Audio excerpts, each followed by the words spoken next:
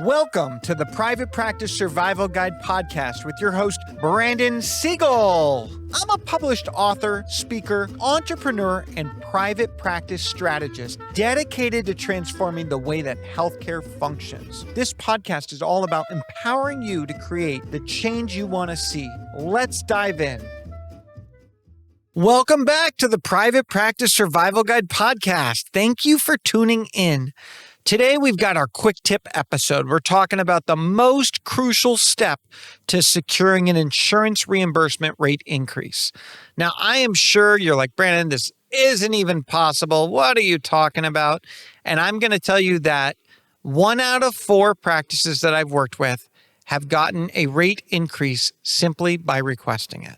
Literally, just by requesting it. Now, that's a very vague stat because it depends on your location and what insurance and all those different things. But my point in saying is this is very possible.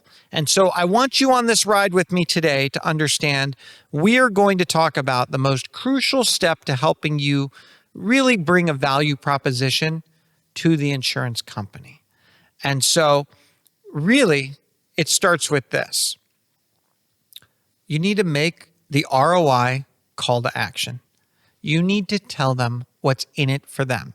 You know, if I were to try and buy your car from you, and let's just say that Kelley Blue Book says it's worth $20,000, and I want to buy it for $10,000, I better have a really good what's in it for you for taking half that value. I might be like, hey, Brandon, I really want your Honda Accord. And I know you're asking $20K, but let me tell you why you should sell it to me for $10K. Here's the deal. You don't have to do anything. You don't have to clean it. You don't have to do all of that. I'm going to take it off your hands. I'm going to make sure that any new car you have has whatever you want from the car. You can take the CD player with it. You can take even the seats, whatever you want. I just need the vehicle. Whatever that is, you get my point. We're making a call to action. We're trying to say what's in it for them. And so when we're looking at this like ROI, return on investment call to action, we want to do a couple things. So on a high level, we want to identify your contributions. The next high level is we want to quantify your impact. Then we want to talk about comparing the costs. We need to calculate ROI, return on investment. We need to present our case, and then we need to highlight the intangible benefits. So that's on a very high level. Now let's break it down a little bit. So when we're talking about contributions, we need to talk about revenue generation. Take the amount of revenue you've directly or indirectly generated, your customer retention, your upselling, all those different things. Now, why am I talking about revenue generation? Because one of the things we have to recognize is when we're negotiating with an insurance, how bad do we need them? You know, I think we sometimes undervalue because we're only looking at the end of day. And so I want you to see all the revenue, the percentage of revenue that they make up from your practice. You know, are you 75% of the patients are Blue Cross, but would have only 50% of the revenue? So then we may be working harder, not smarter. Now, sometimes what I see happens is, I'll give you an example. Some physicians and therapists and doctors and whatnot, we have all different CPT codes. And sometimes we think whatever has the highest dollar amount is the most valuable to us, but we don't recognize the ratio of revenue to time. So I'll give you an example. Physical therapist is seeing a client for an hour and gets $85. Sometimes they're better off getting a flat rate, $65 reimbursement. And they're like, no, 85 is better than 65. I'm like, no, because you may be able to get that 65 in 30 minutes. And what if you could see 2 patients an hour? And now we're at $130 versus $85. So when we're looking at our insurance game and we're getting ready to make our call to action, we need to also look at how we want to play the game. So let's just say, for the sake of it, I'm going to pick on a physical therapy company for this episode, for this point. Let's say I have a physical therapy company and we're getting $20 per unit for 15 minutes. and we're averaging $80 per hour. What if I was able to go back to that insurance company and make an ROI where I can say, look, I know I can do what I need to do in 30 minutes. I can do better care, higher frequency, lower value. What I would like to do is switch from a per unit model to a flat rate model. And rather than paying me $85, you can pay me $60. Well, now, again, getting back to, you may be getting $120 and you're like, Brandon, I'm working harder. No. Yes, you are, but your average per hour is going up. And so if I have a $120 hour with 2 patients or an $85 hour, depending on your business algorithm, which you should know by now, but these are the things we want to look at when we're talking about our contributions. We want to look about cost savings. What are we saving money by keeping this insurance company, but what are we saving the insurance company? So one example might be, hey, I'm saving you money because my physical therapy practice also offers functional medicine.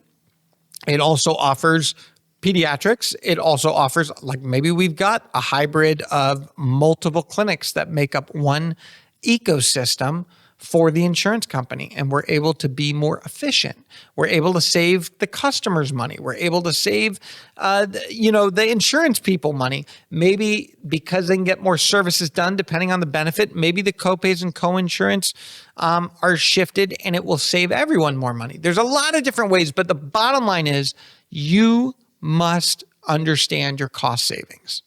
So then we have to quantify our impact. And this is where private practices, I'm sorry, you suck at this. You don't know how to quantify what you do. So I'm going to pick on physical therapy again. Okay. I was able to work with a patient for 3 months. I was able to get them full range of motion and not in pain anymore. And as a result, they're able to live a quality of life. They're able to go to work every day. And guess what? They no longer need surgery. So we just saved $40,000 to the insurance company. Whew. Is that a quantifiable impact? Yes. Quantify your impact. Determine what you're going to do. Measure your KPIs. Understand policy renewals, business acquisitions, claim processing, all those different metrics that impact things. Calculate your financial impact and ding them with it. So guess what? We're here to save you money. We're here to help your patients thrive. There is an opportunity where our 3-legged tripod can win. Us, the consumers, and the insurance companies. I swear to you that there is a means to communicate a quantifiable impact that benefits the entire healthcare tripod. Plain and simple. Now we have to compare against costs. We have to look at like salary and benefits to determine our total compensation package in ratio to that insurance part. We need to make sure that we are investing in people that align with what we're trying to deliver and that they're efficient. So don't hire someone that wants an $85,000 salary and wants to see 3 patients a day. That ain't going to work, plain and simple. So we need to train people to create our value proposition and our impact on all different levels. And when we're looking at that insurance call to action, we need to calculate the ROI, not just for us, but for the consumer or the patient, as well as for the insurance company. So my physical therapy visit, by getting a $65 copay, I am able to process a client, let's say in 30 minutes. I have different resources available for them if they want to stay for an hour. I'm able to see 2 patients per hour. I'm able to discharge them faster because they're coming in 2 to 3 times a week versus 1 time a week. And I'm able to save the insurance company exponential money from a hospital admission or a surgery or greater deterioration of their body. You get my point. So in that, what did I just do? I presented my case. In that case, I want you detailing out why you're asking for that rate increase. What's in it for them? Be transparent. What's in it for me? Right now, I have employees that are asking for more money. If I can sustain this increase, I'm able to sustain them. I'm able to continue to offer great quality of care without the impact of your financial deficit. So this is a win-win. Use visual aids, use charts, use graphs, use achievements. All of these things are crucial. But then here's the other thing. We need to make sure that when we're quantifying our impact, our call to action is quantifying. I need a $10 increase, flat rate, so that I can deliver my mission, vision, and purpose as a private practice. By you helping me, I can help your clients, your patients, whatnot, your subscribers. And in return, I want to save you money. I want to save them money. This is a game of purpose. We're a vehicle of change, and we are driving to a finish line to help people function better. I'm going to highlight our intangible benefits, our skills and our expertise.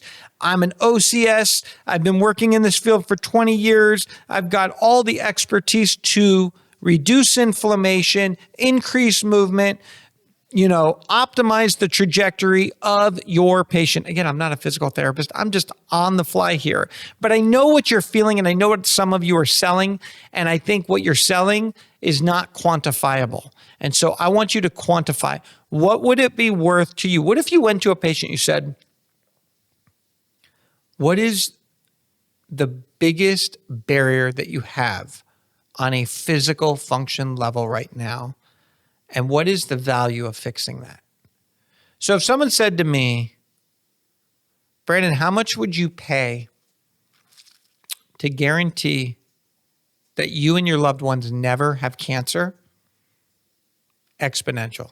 I'd mortgage my house for it. How do we create a quantifiable value to a qualitative priority? And when we do that for everyone, we're going to nail it.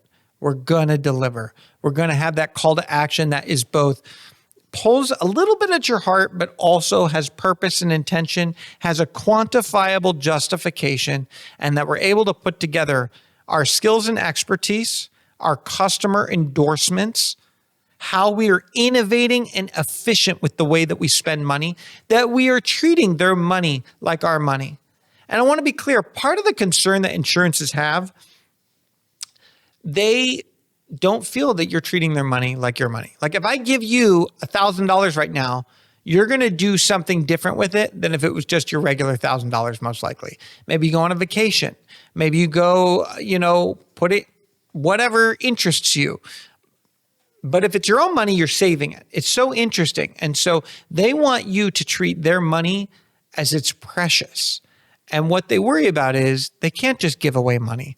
They have to have a justifiable reason. And that justifiable reason is not patient satisfaction. That justifiable reason is that they ultimately are delivering an abundance of outcomes at a lower cost because of this service. So really, I want to just remind you, the most crucial step to securing an insurance reimbursement rate increase is that you know how to create a call to action that delivers data and shows the insurance company what's in it for them.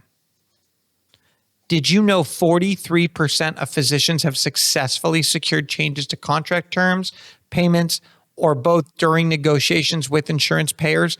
There are incredible resources out there. You are not alone. Reach out to me, comment on our episodes, go to MGMA, go to AAPC, go to any of these resources, because guess what? The only reason why you're not getting the money is you do not understand the landscape of the playing field that you're playing on. This is a game. You need to outsmart them with data. You need to call to action your value in a quantitative way that is a benefit to them. So as we wind down this quick tip episode, I want to remind you of a quote. And this is anonymous, but I think it really resonated with me. Your future depends on successfully negotiating with your private payer plans. But that's easier said than done. So Today, I understand everything I'm presenting to you in theory is like, yeah, you make it sound so easy. Maybe I didn't, but I truly do care. I know this is possible. You're not alone. So reach out, get the resources, put the data together, put a plan in place. The key is that you're never going to get anywhere if you don't ask. So request your rate reimbursement reviews, get your data together, make your call to action, and together we can thrive, not just survive. Thank you for tuning into the Private Practice Survival Guide podcast. Please like us, subscribe, share with your friends, comment on our YouTube, watch it, listen to it, and thank you again for being part of the Private Practice Survival Guide podcast journey. Thank you for tuning in to the Private Practice Survival Guide podcast. I'm incredibly grateful to each and every one of you. Exciting news. We're now available everywhere, from Spotify to Apple Podcasts to YouTube or anywhere you like to listen to your podcasts. So watch, listen, and reach out. If you love this episode, please drop a 5-star review. It truly means the world to me. Are you looking for more ways to elevate your practice? If so, now is your chance. Reach out, go to my website, or email me at brandon@wellnessworksmp.com. And remember, it's not just about surviving, it's about thriving.